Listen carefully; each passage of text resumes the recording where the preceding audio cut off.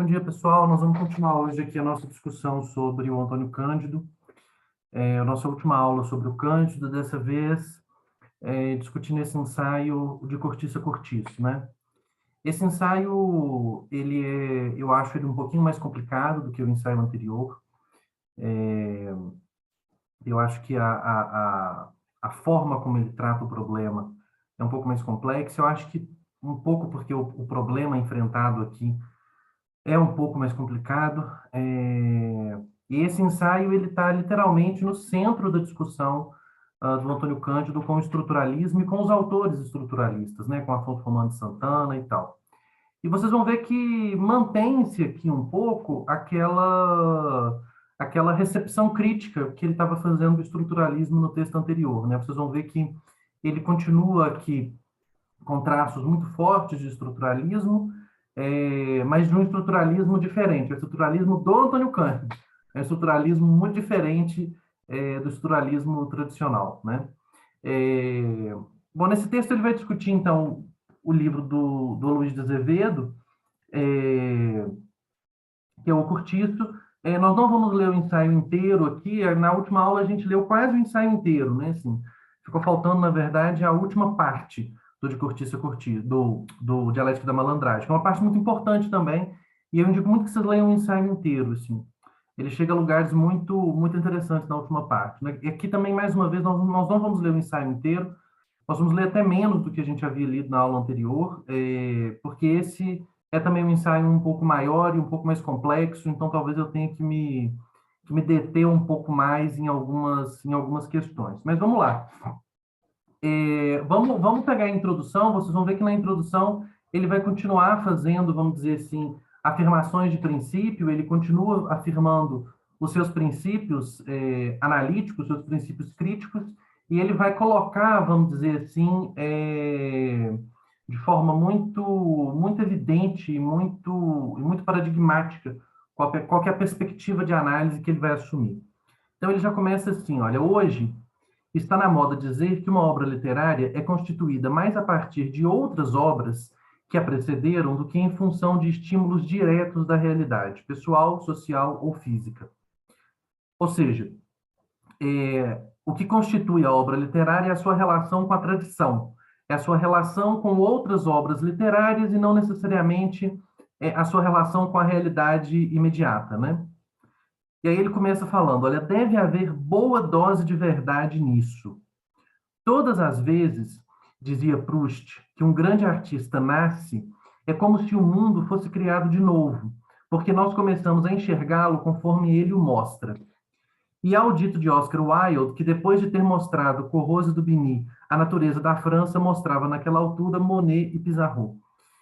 Ou seja, a natureza da França passa a ser vista a partir da perspectiva daqueles pintores, né? E uma vez que você muda a moda pictórica, você muda também a forma como aquela própria natureza é vista. Ou seja, a literatura não necessariamente, que no caso do Wilde, na verdade, a afirmação é quase invertida, né? A literatura não simplesmente não vem da realidade, ela não vem dos estímulos da realidade, como ela é, na verdade, capaz de instaurar a forma como nós vemos a própria realidade. Ou seja, não é a pintura do Monet e do Pissarro que vem da natureza francesa, mas é a pintura do Monet e do Pissarro que instaura a natureza francesa, né? A natureza na França. Lembra estes dois autores porque sucedem ao naturalismo e reagem contra ele. O naturalismo, entendido aqui do ponto de vista da crítica, é exatamente como o momento em que vai se considerar que a realidade pessoal, social ou física é o elemento fundamental da constituição da literatura. E para o naturalismo, a obra era essencialmente uma transposição direta da realidade, como se o escritor conseguisse ficar diante dela na situação de puro sujeito em face do objeto puro, registrando, teoricamente sem interferência de outro texto, as noções e impressões que iriam constituir o seu próprio texto.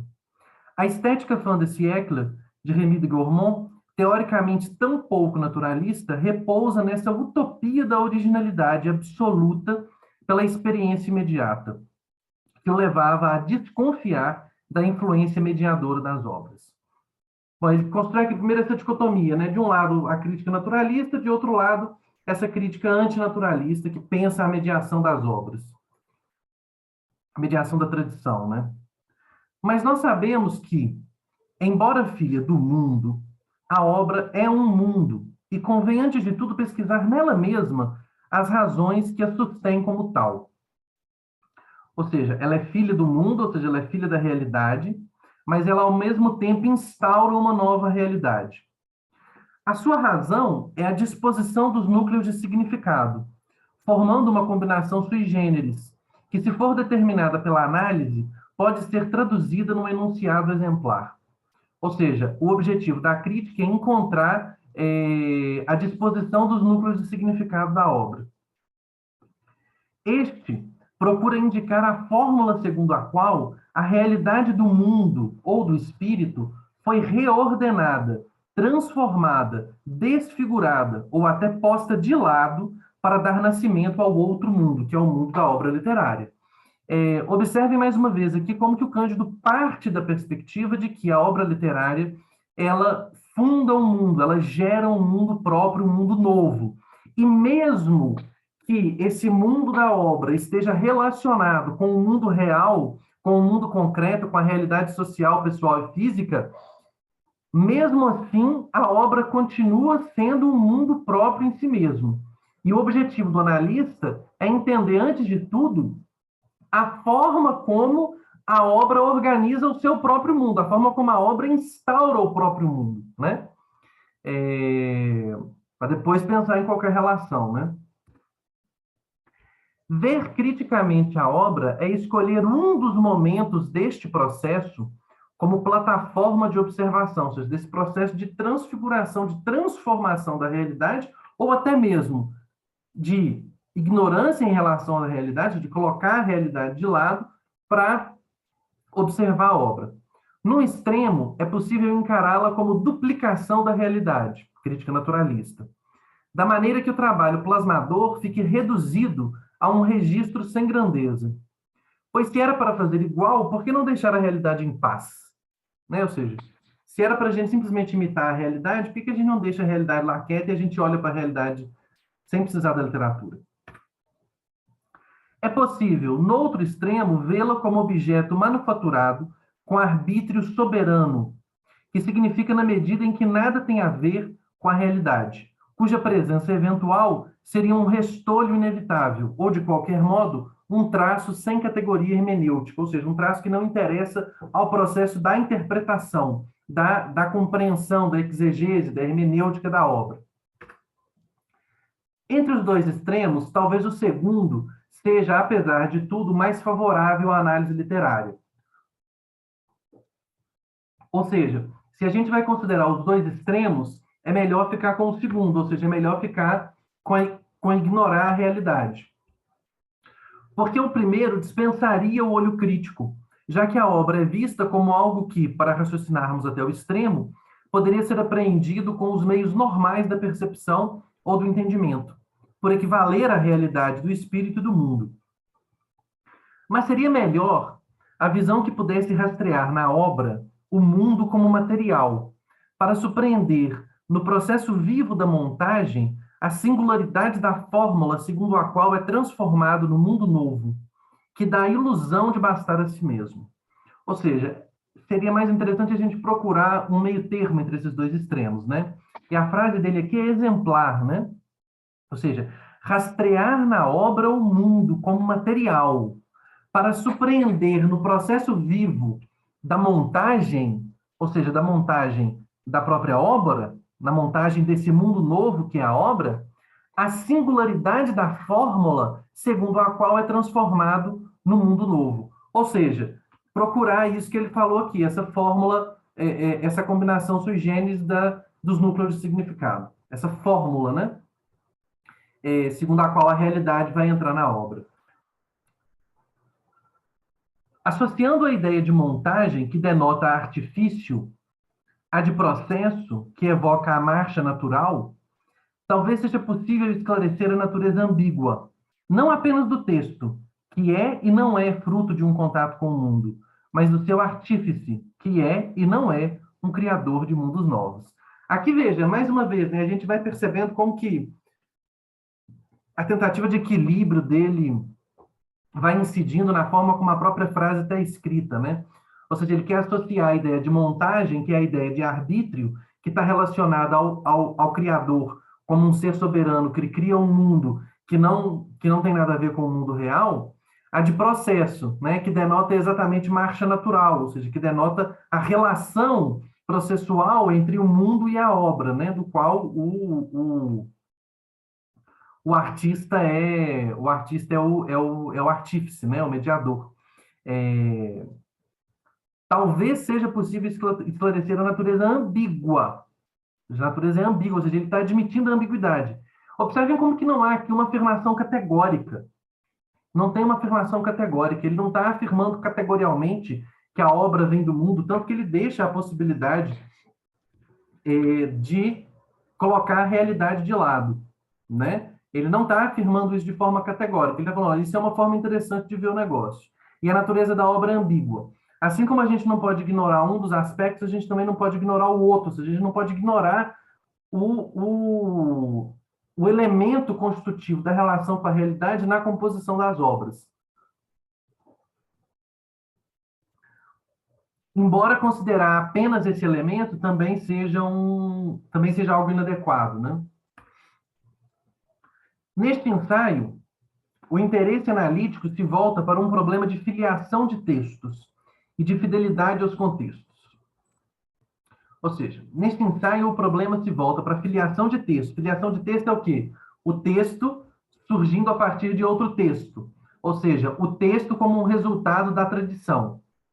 E de fidelidade aos contextos. Ou seja, o texto em sua relação com a realidade social que ele representa. A Luiz de Azevedo se inspirou evidentemente em L'Assommoir, de Émile Zola, para escrever O Curtiço. E por muitos aspectos, o seu livro é um texto segundo, que tomou de empréstimo não apenas a ideia de descrever a vida do trabalhador pobre no quadro de um cortiço, mas um bom número de motivos e pormenores mais ou menos importantes. Em ambos sobressaem as lavadeiras e sua faina, inclusive com uma briga homérica entre duas delas. Em ambos, um regabofe triunfal serve de ocasião para o encontro de futuros amantes, cujas consequências serão decisivas. Em ambos, há um policial solene, morador do cortiço, onde há uma espécie de inofensiva caricatura da lei, embora os destinos respectivos sejam muito diferentes. Estes poucos exemplos apenas mencionados servem para mostrar a derivação de que falei. Mas, ao mesmo tempo, Aloísio quis reproduzir e interpretar a realidade que o cercava. E, sob este aspecto, elaborou um texto primeiro. Ou seja, o texto do Aloísio é um texto segundo porque ele está imitando o Zola. Né? Ele toma o L'Assommoir do Zola como inspiração. Mas, na medida em que ele é um texto que está tentando trabalhar a realidade brasileira, ou seja, a fidelidade ao contexto brasileiro, esse é um texto primeiro. Ou seja, se a gente lê a partir da filiação de textos, ele sai como um texto rebaixado de imitação do Zola. Se a gente lê na sua relação com a realidade brasileira, ele sai como um texto primeiro. Texto primeiro, na medida em que filtra o meio. Texto segundo, na medida em que vê o meio com lentes tomadas de empréstimo do Zola. O Curtiço é um romance bem realizado e se destaca na sua obra, geralmente medíocre, pelo encontro feliz dos dois procedimentos. Se pudermos marcar alguns aspectos desta interação, talvez possamos esclarecer como, em país subdesenvolvido, a elaboração de um mundo ficcional coerente sofre de maneira acentuada o impacto dos textos feitos nos países centrais. E, ao mesmo tempo, a solicitação imperiosa da realidade natural e social imediata. Ou seja, os textos da literatura periférica são textos que estariam, vamos dizer assim, sempre girando entre dois paradigmas. Né? Eles estão sempre oscilando entre dois paradigmas. De um lado, eles sofrem a influência dos textos produzidos nos centros culturais, nos centros que são culturalmente hegemônicos, no caso aqui, a França, o centro francês, né? A literatura francesa, e, de outro lado, a necessidade imperiosa de pensar a realidade que o cerca, de pensar a realidade brasileira. Do cortiço parisiense ao cortiço carioca, fluminense no tempo de Aloísio, vai uma corrente que pode ajudar a análise conveniente da obra, vista ao mesmo tempo como liberdade e dependência. Ou seja, a gente tem que pensar a obra nesses dois termos. E se nós não pensarmos a obra nesses dois termos, a gente não chega numa compreensão satisfatória dela. Porque a gente sempre fica olhando de um ponto ou de outro. Ou seja, não basta eu dizer que o cortiço é uma imitação do L'Assommoir de Zola. Mas também não basta eu dizer que o cortiço é a representação da realidade brasileira. Não basta eu dizer nenhuma coisa nem outra. Eu tenho que conseguir conjugar as duas coisas. Bom, e aí é que o Cândido vai, é isso, vamos dizer assim, é essa a tarefa fundamental do texto, e é isso que ele vai tentar fazer. Vamos ver como que ele faz isso, né? Como L'Assommoir, o cortiço narra histórias de trabalhadores pobres, alguns miseráveis, amontoados numa habitação coletiva. Como lá, um elemento central da narrativa é a degradação motivada pela promiscuidade. Lá, agravada pelo álcool. Aqui, também pelo sexo e a violência. O cortiço é tematicamente mais variado, porque Aloísio concentrou no mesmo livro uma série de problemas e ousadias que Zola dispersou entre os vários romances de sua obra cíclica. Na sociedade francesa, a diferenciação sendo mais acentuada requeria maior especialização no tratamento literário e quase sugeria ao escritor a divisão de assuntos como núcleos de cada romance. Vida política, autocomércio, comércio miúdo, bolsa, burocracia, clero, especulação imobiliária, prostituição, vida militar, lavoura, mineração, ferrovia, alcoolismo, etc. Nos países pouco desenvolvidos, como o Brasil, esta especialização equivaleria talvez a uma diluição. E Alencar, tensionando seguir o levantamento de Balzac, resolveu o problema pela variação no tempo e no espaço geográfico, não na complexidade social. O nosso regionalismo nasceu, em parte, como fruto da dificuldade de desdobrar a sociedade urbana em temário variado para o romancista. Bom, aqui tem um elemento muito importante, né? Ele começa falando, então, que ele retoma a narrativa do L'Assommoir. Só que tem uma diferença fundamental, que é a variação temática. Só que na hora que ele vai explicar a variação temática, ele volta para discutir a sociedade. Ou seja, o Zola, quando vai construir a sua obra, como a sociedade francesa tem um grau de complexificação social e econômica maior do que a sociedade brasileira, porque o processo de diferenciação, de especialização do trabalho e, portanto, de diferenciação social está mais intensificado, ele é mais intensificado, cada área, na verdade, é um romance em si. Cada área é um romance em si.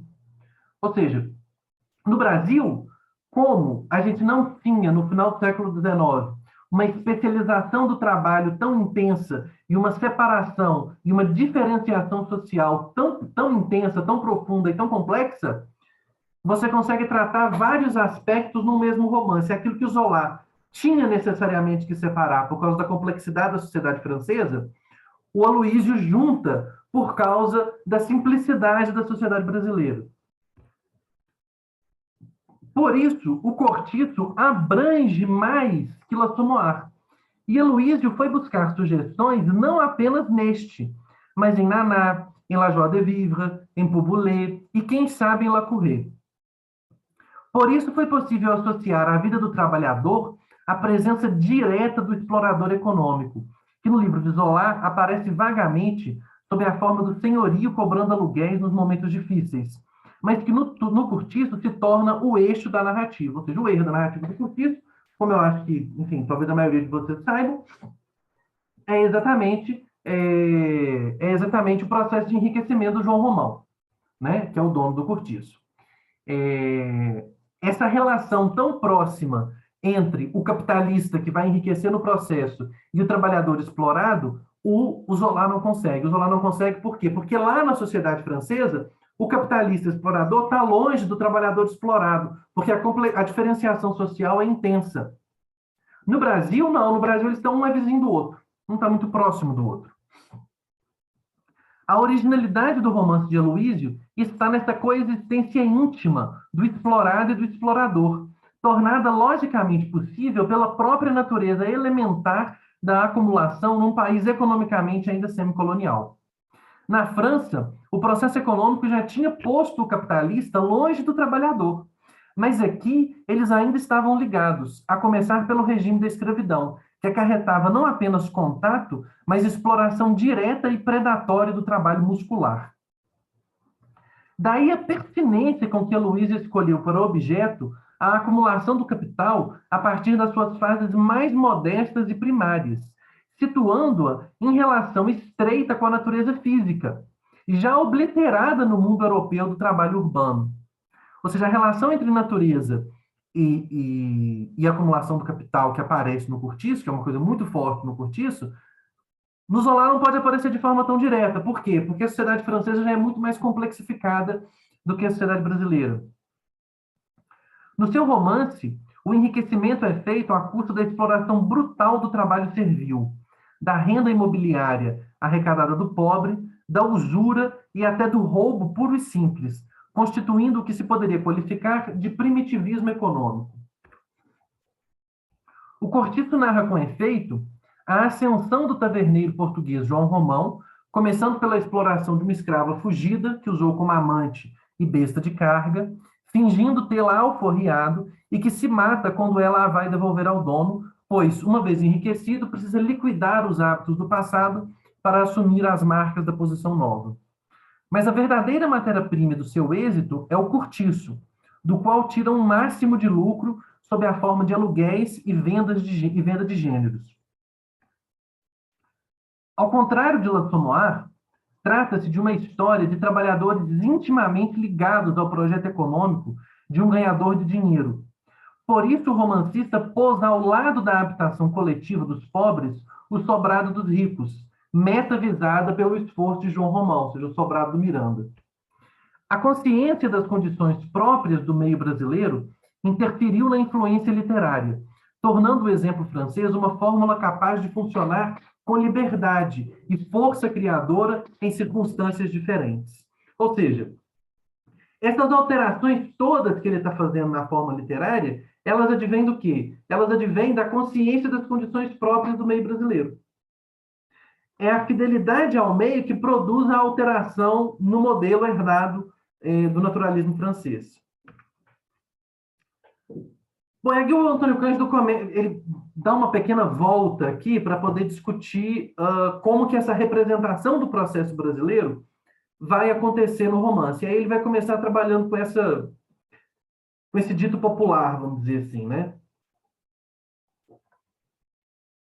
No Brasil, ele começa com uma citação do Antonil, né, que é um cronista da época colonial. Costumam dizer que para o escravo são necessários 3 P's, a saber, pau, pão e pano, dizia Antonil no começo do século XVIII, retomando o que está no Eclesiastes 33:25, como assinala André Moncy na sua edição erudita. Para o asno, ferragem, chicote e carga.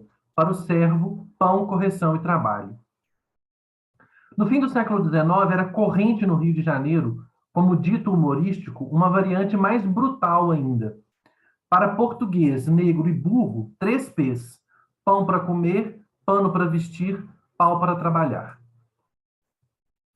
A estruturação ternária é tão forte que o primeiro impulso é transformá-lo num fácil poema pau-brasil à maneira de Oswald de Andrade. Aí ele faz o poeminha, né? Mais-valia crioula. Para português, negro e burro, 3 P's. Pão para comer, pano para vestir, pau para trabalhar. Deixando de lado a análise minuciosa, agora só que ele deixa de lado a análise minuciosa, mas ele faz a análise, né? Que inclusive mostraria, sobretudo no segundo membro, né, no pão para comer, a incrível função de violência das labiais aliteradas. Sublinhemos apenas o resultado sutil de uma contaminação ideológica. Com efeito, o pão é o alimento do homem, mas estendido ao animal de maneira quase profanatória, aproxima um do outro. O pano, sendo metonímia da vestimenta, não pode ser estendido nem de maneira figurada, se não houver também figuradamente uma confusão ontológica entre animal e homem. possível por meio da antanáclise implícita. O burro, animal, e o burro, pessoa sem inteligência, por isso animalizada. O pau é admissível quando aplicado ao animal. Só um detalhe, né? Ele está discutindo é, é, porque o termo iguala o português, o negro e o burro, né? Então, o português, o negro e o burro recebem pão. Só que na hora que o burro recebe pão, ele está humanizado. Pano, na hora que o burro recebe pano, ele está animalizado. Pau, aí ele vai chegar nessa discussão aqui, porque na hora que o português e o negro recebem pau, eles estão também animalizados, eles estão animalizados, né? O burro está humanizado, o português e o negro animalizados. O pau é admissível quando aplicado ao animal, mas graças às extensões precedentes, reflui sobre o negro e dele sobre o português. Resulta uma equiparação dos três, refletida estruturalmente na confusão fônica da paronomásia pão, pano, pau, que, por assim dizer, consagra no plano sonoro semantizado a confusão econômica e social visada pelo enunciado, cujos sujeitos, uma vez nivelados, entram por meio dela na atmosfera ambígua dos jogos verbais, liberando várias séries de combinações possíveis. Português pão, negro pano, burro pau, português pau, negro pão, burro pano e assim por diante. Consequência. O que é próprio do homem se estende ao animal e permite, por simetria, que o que é próprio do animal se estenda ao homem. Pão para o homem e também para o burro. Pano para o homem e também para o burro. Pau para o burro e também para o homem. Conclusão. Não se trata de uma equiparação graciosa do animal ao homem, à maneira das fábulas, mas, ao contrário, de uma feroz equiparação do homem ao animal, entendendo-se, e aí está a chave, que não é o homem na integridade do seu ser, mas o homem igual ao trabalhador, ou seja, o trabalhador.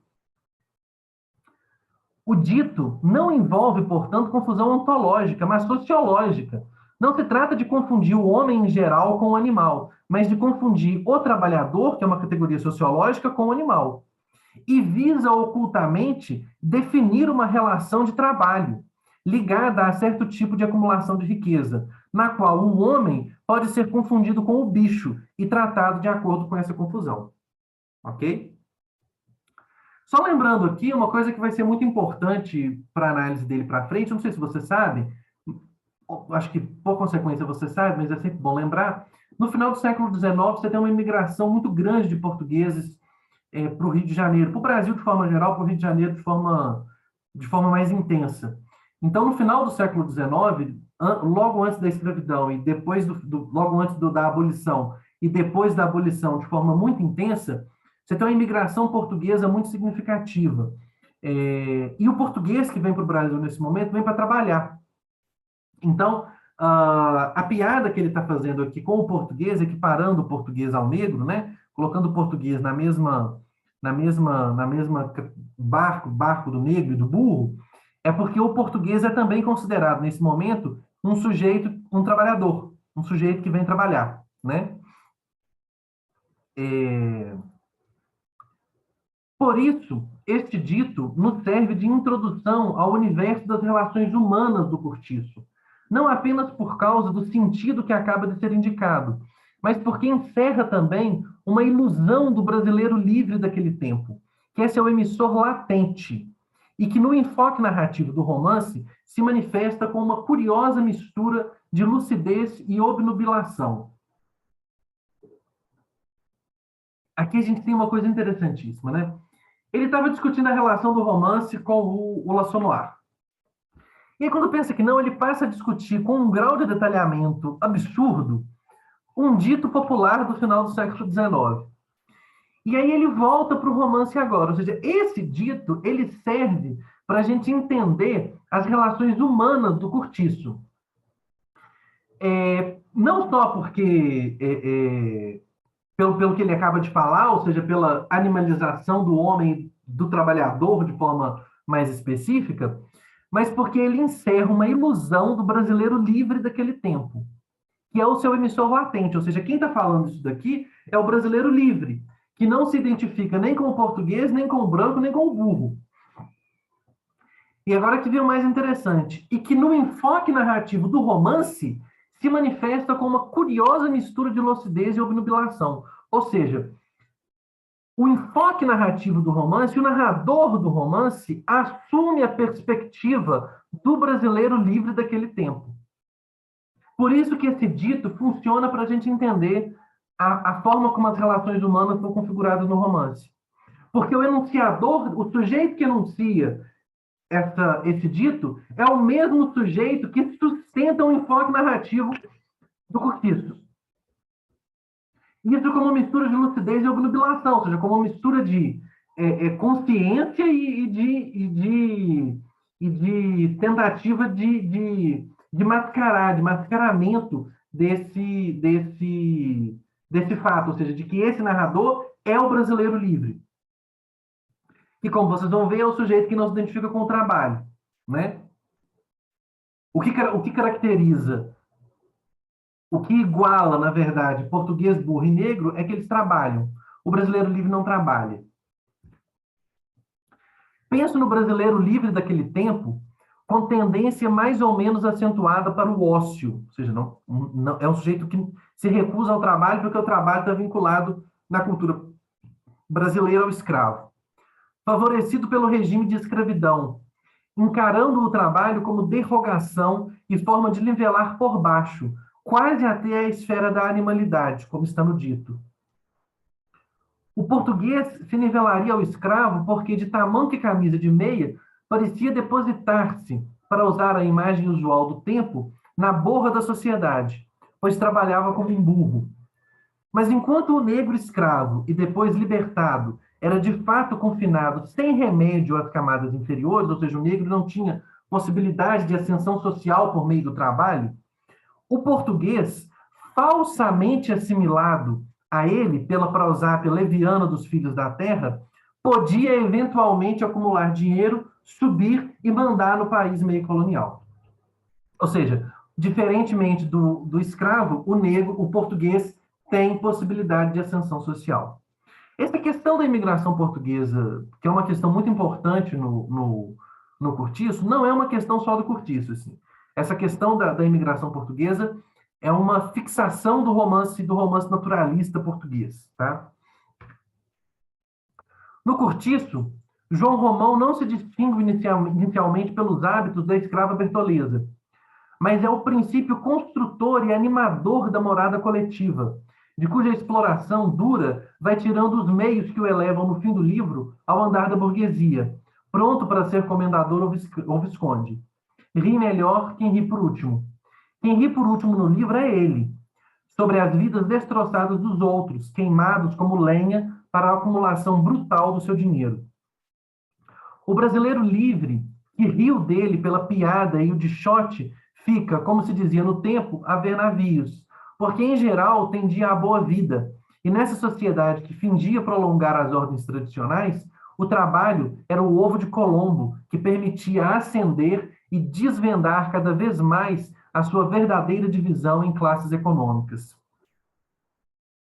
Ou seja, o brasileiro livre perde no final para o português, porque o brasileiro livre tem ojeriza ao trabalho, a tendência dele é o ócio, porque o trabalho está identificado com o escravo e quase que com o animal. Né? Trabalho, repita-se, horrivelmente derrogatório aos olhos do brasileiro, traduzindo-se para ele numa espécie de animalização do português trabalhador.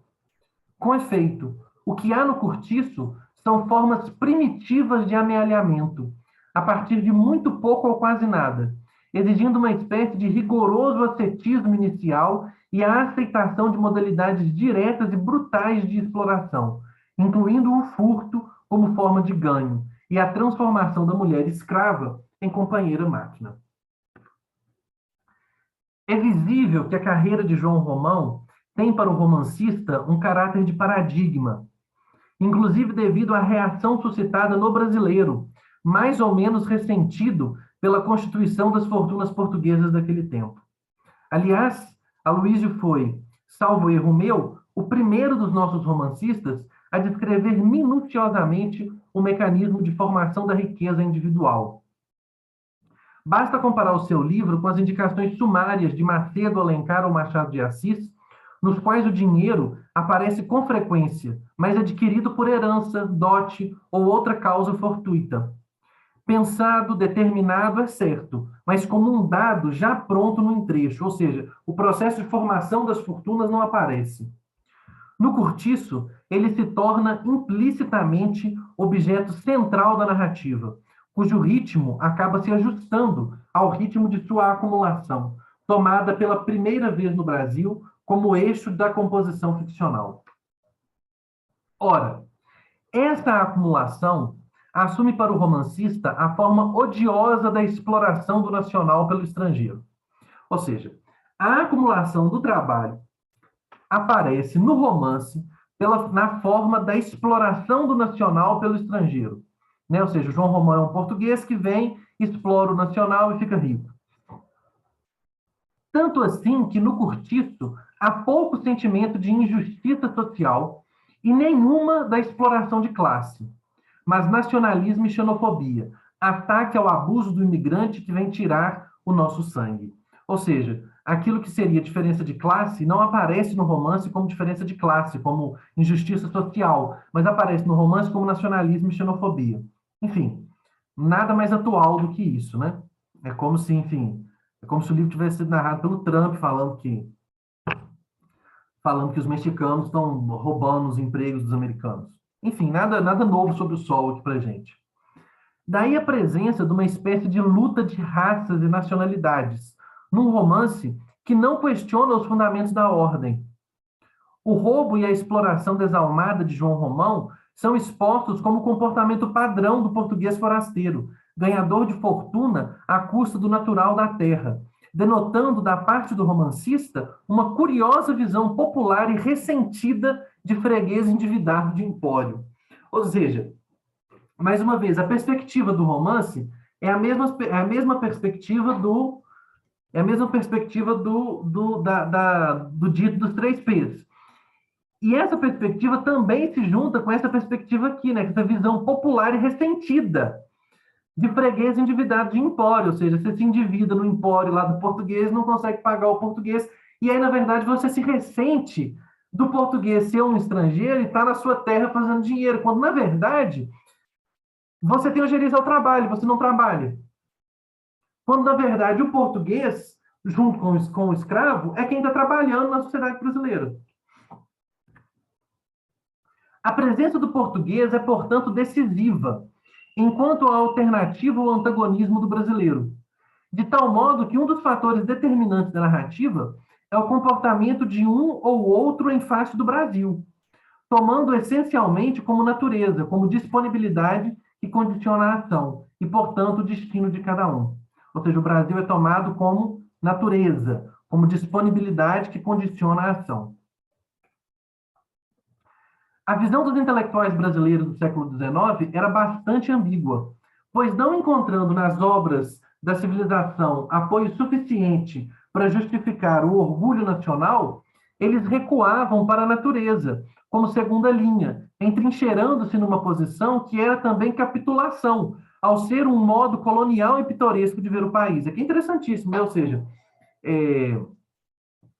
o nacionalismo dos intelectuais brasileiros no século XIX, como ele não podia se orgulhar das obras de civilização, ou seja, da cultura, como ele não podia se orgulhar das grandes construções, enfim, de um passado épico, ele vai se orgulhar da natureza, né? Só que na hora que ele se orgulha da natureza, ele iguala o seu olhar do colonizador. Ele mantém o país, vamos dizer assim, visto a partir das lentes coloniais, que vê o país apenas como natureza, como disponibilização de recursos, né?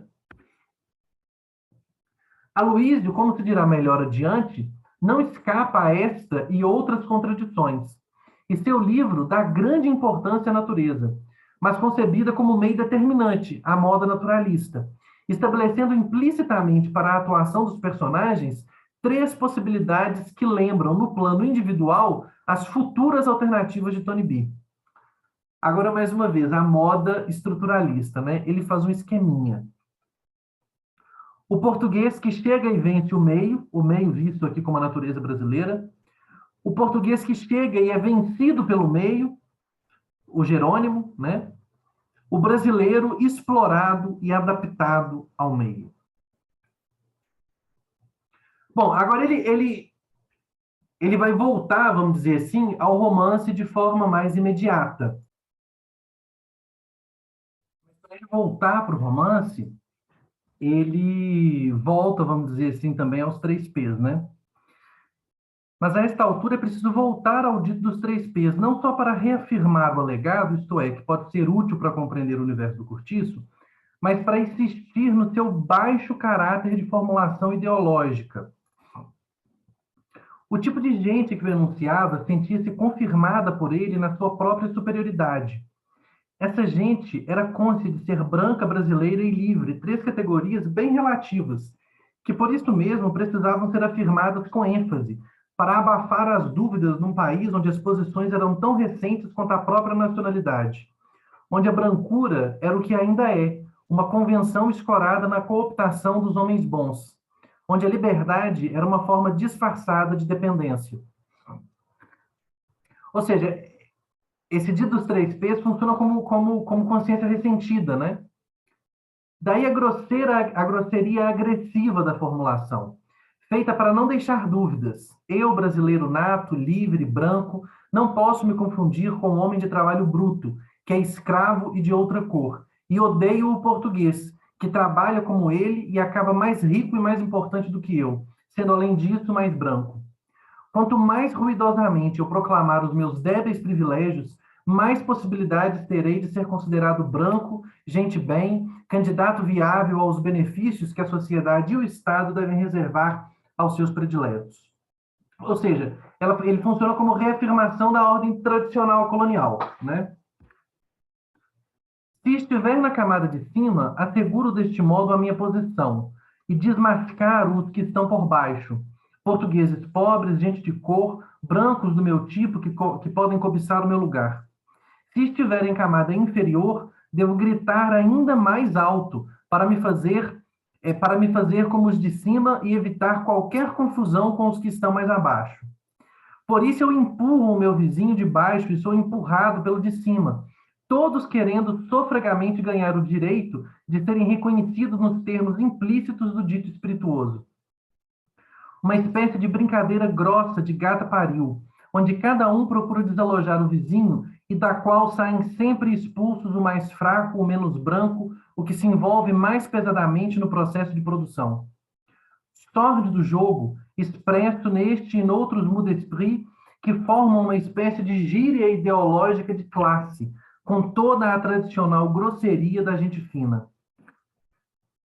Por isso eu dizia que ele ajuda a entender este romance, cuja violência social é maior do que supunha o autor e que pode ser visto como um jogo na língua do P, cujo primeiro figurante é o português, isto é, o comentador Miranda, já posto no sobrado vizinho do cortiço.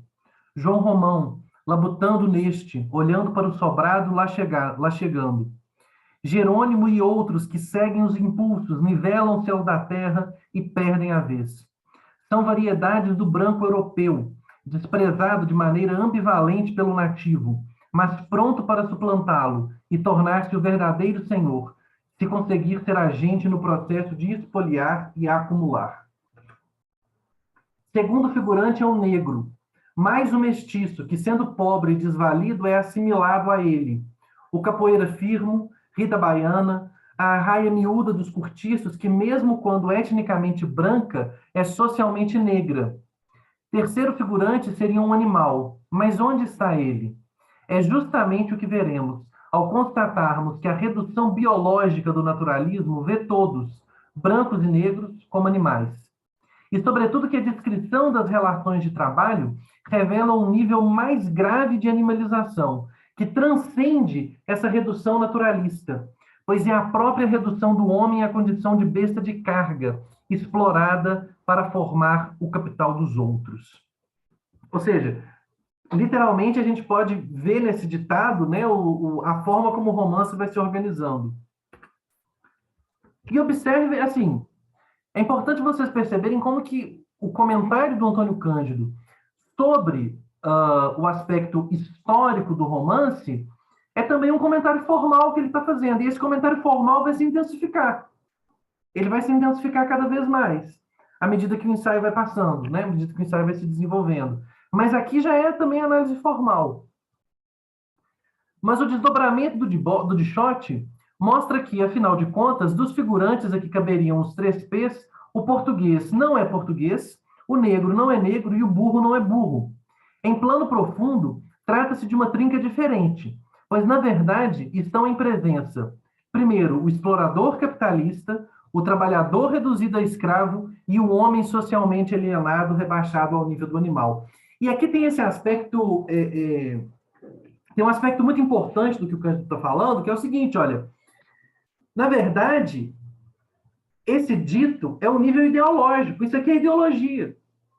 E o romance confirma o aspecto ideológico. O romance, a enunciação, a voz, o sujeito, o narrador, o sujeito que fala no romance, confirma, se identifica com essa posição ideológica. Mas, na verdade, quando você olha direito para o romance, por debaixo dessa crosta de ideologia, a gente tem o quê? A gente tem, na verdade, o capitalista, o trabalhador e o homem alienado. O cortiço francês em L'Assommoir é segregado da natureza e sobe verticalmente com os seus 6 andares na paisagem urbana, espremida pela falta de terreno. O cortiço brasileiro é horizontal, ao modo de uma senzala, embora no fim, quando o proprietário progride, adquira um perfil mais urbano e um mínimo de verticalização nos 2 andares de uma parte da Vila Nova. Além disso, cria frangos e porcos, convive com as hortas, a árvore e o capim, invade terrenos baldios e vai para o lado da pedreira, que João Romão também explora. Ou seja, observem a comparação, né? Um é vertical, o outro é horizontal. Um está separado da natureza, o outro está próximo da natureza. Ligado à natureza, que no Brasil ainda era presença a ser domada, ele cresce, se estende, aumenta de volume e é consequentemente tratado pelo romancista como realidade orgânica, por meio de imagens orgânicas que o animam e fazem dele uma espécie de continuação do mundo natural. Ou seja, o cortiço brasileiro é parte da própria natureza, diferente do cortiço francês. Mas este crescimento vai sendo cada vez mais dirigido, à medida que se acentua a vontade orientada do ganhador de dinheiro, embora apareça na maior parte do livro como entidade que escapa a ele para ter vida própria, fazendo o processo econômico parecer natural. Esse parênteses é muito importante, né? Ou seja, à medida que o romance vai se desenvolvendo, o crescimento do cortiço vai deixando de ser caracterizado como um crescimento natural e começa a ser caracterizado como por um crescimento dirigido. Ou seja, se o crescimento do cortiço, no primeiro momento, ele vai chegando, ele está imiscuído com a própria natureza, à medida que o romance passa, ele vai sendo ditado pela necessidade racional do acumulador, né? Agora, o parêntese é o mais importante. Embora apareça na maior parte do livro como entidade que escapa a ele, que escapa ao acumulador, como se o cortiço tivesse vida própria, fazendo o processo econômico parecer natural. Ou seja, é como se o processo econômico fosse parte do próprio desenvolvimento natural. Diríamos, então, que a vontade do ganhador de dinheiro é força racional, desígnio que pressupõe um plano e tende a extrair um projeto do jogo dos fatores naturais. No começo, é como se o cortiço fosse regido por lei biológica.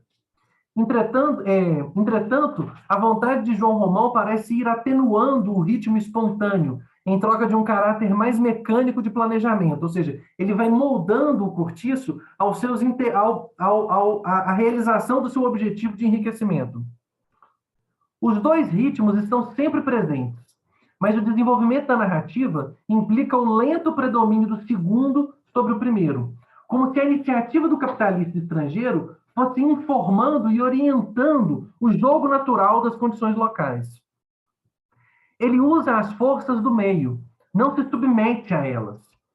Se o fizesse, perderia a possibilidade de se tornar capitalista e se transformaria num episódio do processo natural, como acontece com seu Patrício Jerônimo, o cavoqueiro hercúleo, que opta pela adesão à terra e é tragado por ela. Ou seja, a vitória do João Romão está ligado exatamente à sua capacidade de dirigir o processo natural e não de ser domado pelo processo natural. Quem é domado pelo processo natural é o Jerônimo. Isso leva a pensar que é importante no livro certa dialética do espontâneo e do dirigido. De novo, essa dialética do Antônio Cândido, né? Que pode ser percebida no desdobramento virtual do cortiço depois do incêndio, quando João Romão reconstrói as casas com mais largueza e num alinhamento melhor, estabelece horas de entrada e suprime a antiga incoordenação. Os moradores inadaptados são expulsos ou se expulsam, indo continuar o ritmo da desordem no cortiço próximo e rival, denominado Cabeça de Gato. O cortiço renovado é descrito por uma imagem de cunho mecânico, quando o antigo sempre o fora por meio de imagens orgânicas, que continuam a ser usadas para o cortiço desorganizado que recebe os seus rebotalhos, do Cabeça de Gato. A passagem do espontâneo ao dirigido manifesta a acumulação do capital, que disciplina à medida que se disciplina, enquanto o sistema metafórico passa do orgânico da natureza para o mecânico do mundo urbanizado. Eu quero chamar a atenção de vocês aqui para uma coisa, né? Talvez seria muito interessante a gente pensar, eu nunca li um ensaio que fizesse isso de forma consistente, nunca li um ensaio que se propusesse fazer isso, mas talvez seria muito interessante a gente pensar na relação entre a dialética da ordem e da desordem e a dialética do espontâneo e do dirigido, porque é coisa muito semelhante, né? Ou seja, a desordem é o espontâneo. Eu não posso dizer exatamente que a desordem é o espontâneo, porque o espontâneo está caracterizado aqui como um mundo natural, e o mundo natural tem uma ordem própria. Mas essa ordem própria não se iguala à ordem do dirigido, que é a ordem da racionalidade. Ou seja, o processo de acumulação do capital passa por um processo de disciplina na própria natureza. Você vai lá e você disciplina a natureza, certo? Você vai disciplinar a natureza. Assim como lá no Memória do Sargento de Milícia também você tem enfim, né, essa variação entre a ordem e a desordem. Talvez um índice interessante para a gente pensar nisso é como que no desenvolvimento dos ensaios e também no próprio desenvolvimento da literatura brasileira, como que no cortiço a ordem se sobrepõe de forma muito mais eficaz à desordem do que lá. Ou seja, aqui o dirigido se sobrepõe de forma muito mais eficaz ao espontâneo. Né? Lá, ele chama muita atenção para o fato de que o espontâneo, a desordem, não... Desordem aqui no sentido de desordem da racionalidade, né? Ou seja, desordem da direção racional dos empreendimentos, né? Lá, a relação é muito mais misturada do que aqui. Embora aqui também você tenha um pouco de mistura, né? Esquematizando, teríamos que o cortiço velho, mais uma vez, observem como que ele está, mais uma vez, construindo um esquema, né? Mais uma vez, ele poderia fazer uma tabela disso daqui. Teríamos que o cortiço velho, chamado Carapicus, era um aglomerado de aparência espontânea, que todavia continha em germen o elemento racional e dirigido do projeto. A partir dele, há um desdobramento, do qual surge o cortiço novo, chamado Vila São Romão, limpo e ordenado como um triunfo do dirigido. E há um reforço do cortiço rival, o Cabeça de Gato, que mantém a espontaneidade caótica sobre a qual atuou no outro cortiço, como força racionalizadora o projeto de acumulação monetária do português. Mas o triunfo desse projeto é o sobrado que João Romão constrói para si, ao mesmo tempo que reforma o cortiço, marcando a sua entrada nas classes superiores e desbancando o sobrado do vizinho Miranda, com cuja filha acaba por casar. Bom, aí o Cândido, mais uma vez, vem discutir acrescenta um outro elemento teórico interessantíssimo e importantíssimo para a gente poder pensar esse romance, né? O leitor do Curtiço fica duvidando se ele é um romance naturalista verdadeiro, que não deseja ir além da realidade observável, ou se é nutrido por uma espécie de realismo alegórico, segundo o qual as descrições da vida cotidiana contêm implicitamente um outro plano de significado. Lukács diria que isto se dá por causa daquilo, e que o mal do naturalismo foi não espelhar de modo correto a realidade, mas usá-la para chegar a uma visão reificada e deformadora, que a substitui de maneira indevida e é a alegoria. Bom, aqui é mais uma vez a referência, talvez fundamental da geração do Cândido, né, o Lukács. Aqui ele está retomando a discussão do Lukács sobre o naturalismo, que a gente viu no Narrar ou Descrever, e retomando também a discussão lucaciana sobre a alegoria. Né? O Lukács considera, a gente não chegou a discutir isso, mas o Lukács considera a alegoria como uma forma inapropriada de representação, assim como ele considera o naturalismo. Não creio que assim seja, ou seja, o Cândido marca uma diferença em relação ao Lukács, né? E registro que a alegoria não ocorre no naturalismo em geral. Nós não a encontramos, por exemplo, na obra de Verga, que é um romancista naturalista italiano, nem nos romances naturalistas de Eça de Queiroz, mas a encontramos, sem dúvida, nos de Zola, Cabeça de Turco de Lukács, que a partir deles procedeu a uma extrapolação. Talvez por influência de Zola, nós a encontramos também no Geluísio, sendo em ambos os casos, a meu ver, elemento de força e não de fraqueza. O Lukács vai considerar como elemento de fraqueza, ele vai considerar como elemento de força. O Cortiço de Botafogo, estendendo-se rumo à pedreira, que ainda lá está, no fundo da rua Marechal Niemeyer, explorada a dinamite, como nos tempos de Jerônimo, é uma habitação coletiva que penetrou em todas as imaginações e sempre tirou o seu prestígio do fato de parecer uma imagem poderosa e direta da realidade. Mas em outro nível, não será também antinaturalisticamente uma alegoria do Brasil, com a sua mistura de raças, o choque entre elas, a natureza fascinadora e difícil, o capitalista estrangeiro postado na entrada, vigiando, extorquindo, mandando, desprezando e participando? Ou seja, será que esse Cortiço também não é, na verdade, uma grande alegoria do Brasil e da forma como o Brasil funciona?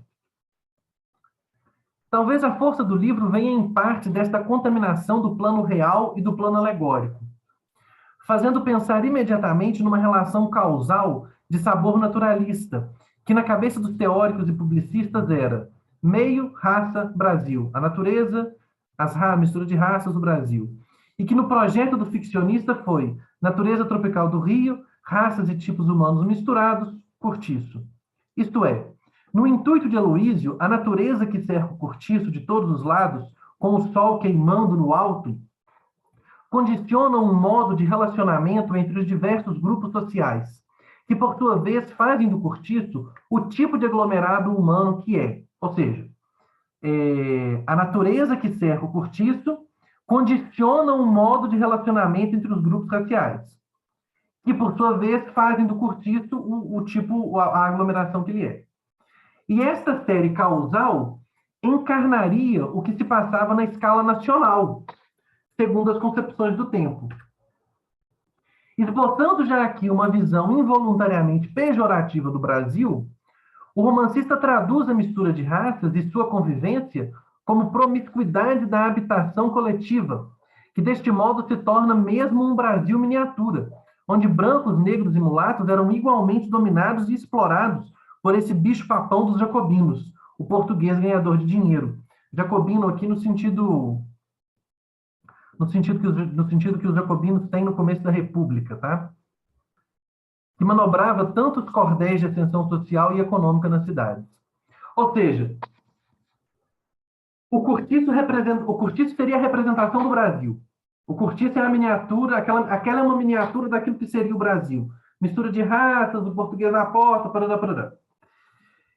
E essa miniatura é uma miniatura pejorativa do Brasil, né? Porque entende a miscigenação, que como uma das características fundamentais do país, entende a miscigenação como um problema. entende a miscigenação como um dos elementos problemáticos fundamentais do país, né? Essa visão de que a miscigenação é um problema, ela só vai ser, vamos dizer assim, refutada completamente na vida brasileira com o Crasa Grande Senzala do Gilberto Freire, né? O Gilberto Freire é que vai inverter esse negócio, vai falar, não, ó, a miscigenação é uma coisa muito boa, muito positiva, e não um problema. Em nenhum outro romance do Brasil tinha aparecido semelhante coexistência de todos os nossos tipos raciais, justificada na medida em que assim eram os cortiços e assim era o nosso povo. É claro que visto numa perspectiva pessimista. Ou seja, a miscigenação ali é um problema, né? A relação do Jerônimo com a Rita Baiana leva à miséria do Jerônimo, como a dos naturalistas em geral e a de Luiz em particular. Deste modo, o cortiço ganha significado diferente do que tinha em Zola, pois em vez de representar apenas o modo de vida do operário, passa a representar através dele aspectos que definem o país todo. E como solução literária foi excelente, porque graças a ele o coletivo exprime a generalidade do social. Ou seja, lá no Zola, ele está retomando aqui o argumento lá do começo. Lá no Zola, o L'Assommoir é uma representação de um aspecto da sociedade francesa. O cortiço do Zola não é uma alegoria da sociedade francesa. Aqui não. Aqui o cortiço pode pretender ser uma grande alegoria do país. Na composição, o cortiço é o centro de convergência, o lugar por excelência em função do qual tudo se exprime. Ele é um ambiente, um meio, físico, social, simbólico, vinculado a certo modo de viver e condicionando certa mecânica das relações. Mas além e acima dele, o romancista estabeleceu outro meio mais amplo, a natureza brasileira, que desempenha um papel essencial como explicação dos comportamentos transgressivos, como combustível das paixões e até da simples rotina fisiológica. Aloysio aceita a visão romântico-exótica de uma natureza poderosa e transformadora, reinterpretando-a em chave naturalista. Para ele, é como se a nossa fosse incompatível com a ordem e a ponderação dos costumes europeus. E ao cair nessa falácia mesológica, ou seja, que os problemas do Brasil advêm do fato de que o Brasil é um país muito quente, que tanto perturbou naquele tempo a vida intelectual brasileira e a própria definição de uma consciência nacional, ele deixa transparecer o pessimismo, alimentado pelos sentimentos de inferioridade com que a sua geração retificou a euforia patriótica dos românticos. Ou seja, se para os românticos a natureza é uma coisa maravilhosa, para os naturalistas a natureza é o nosso problema. A natureza tropical é o nosso grande problema. Para os dois, no entanto, a natureza é aquilo que nos define. A natureza é aquilo que nos define. Mas Aloysio não seria um verdadeiro naturalista, um contemporâneo da história da literatura brasileira de Silvio Romero, ou mais precisamente da sua introdução, se não colocasse no centro das suas obsessões a raça, como termo explicativo privilegiado. Ou seja, a natureza está lá, mas a raça está lá também como elemento fundamental da explicação. Ainda aqui encontramos todos os chavões do tempo, marcando a ambiguidade do intelectual brasileiro que aceitava e rejeitava a sua terra. Dela se orgulhava e se envergonhava. Nela confiava e dela desprezava, oscilando entre o otimismo idiota das visões oficiais, o romantismo, e o sombrio pessimismo devido à consciência do atraso, o naturalismo. Sob este aspecto, o naturalismo foi um momento exemplar, porque viveu a contradição entre a grandiloquência das inspirações liberais e o fatalismo de teorias então recentes e triunfantes, com base aparentemente científica, que pareciam dar um cunho de inexorável inferioridade a nossas diferenças com relação às culturas matrizes, ou seja, a nossa miscigenação. A nossa miscigenação. Ou seja, se no Aloysio a gente tem a natureza como elemento fundamental da determinação do cortiço e também como determinação do Brasil, a relação entre as raças também segue o mesmo esquema tradicional do seu tempo de representação do país, né? Na medida em que o problema é deslocado para dimensões tão vastas e incontroláveis como natureza e raça, o intelectual e o político perdem de vista a dimensão mais acessível, que são os aspectos sociais, onde está a chave. Ou seja, o romance se constrói ideologicamente em cima de concepções falsas em relação à construção do país. Ou seja, o romance ignora o problema social. O romance ignora a divisão de classes, embora a represente. E isso é um dos elementos talvez mais interessantes aqui, vamos dizer, do romance. Né? Ou seja, o romance ele tem uma crosta ideológica, que é essa linguagem sobre natureza, sobre raça, mas por baixo dele, ele está representando o processo, a relação entre as classes sociais, que ele não entende como classe. Ele não entende como classe porque o romance é obra de ideologia.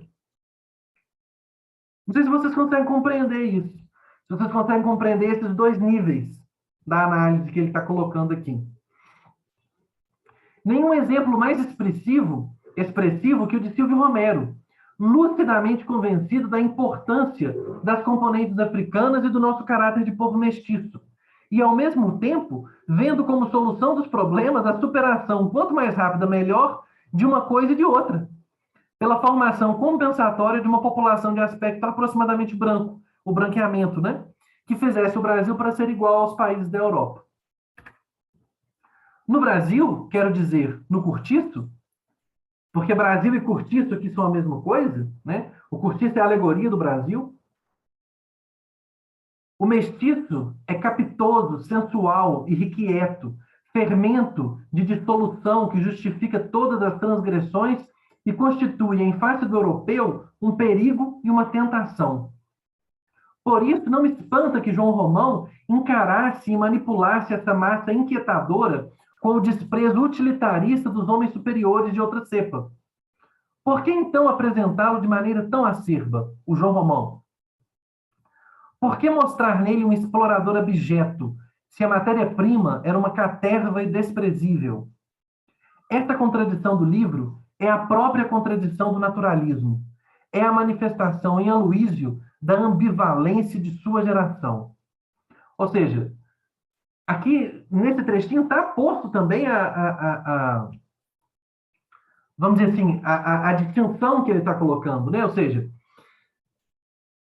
essa distinção entre um aspecto ideológico e um aspecto de representação real. Porque a representação toda se dá por meio... Se você ler o romance confirma a ideologia mais barata do final do 19. Mas, por outro lado, se você ler aprofundadamente, esse sujeito que seria o herói do romance, ele é representado como anti-herói. Ou seja, ele inverte as relações sociais que ele mesmo está colocando, pelo modo como a representação está acontecendo. Ou seja, seguindo o esquema certeiro das representações raciais, o João Romão é superior. Mas então por que representar esse ser superior como um ser tão desprezível e tão rebaixado?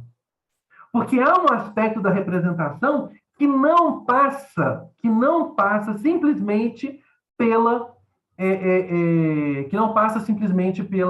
aspecto ideológico. Ou seja, tem um aspecto da representação que a gente poderia dizer que está lá na dialética do espontâneo e do dirigido, que consegue captar, vamos dizer assim, o processo real do desenvolvimento da sociedade brasileira. Por isso que essas ambivalências vão aparecendo, né? A perspectiva naturalista ajuda a compreender o mecanismo do cortiço, porque o mecanismo do cortiço nele descrito é regido por um determinismo estrito, que mostra a natureza condicionando o grupo e ambos definindo as relações humanas na habitação coletiva. Mas esta força determinante de fora para dentro é contrabalançada e compensada por uma força que atua de dentro para fora, o mecanismo de exploração do português, que rompe as contingências e, a partir do cortiço, domina a raça e supera o meio. Ou seja, é isso que eu acabei de falar na fala anterior, né? O dirigido.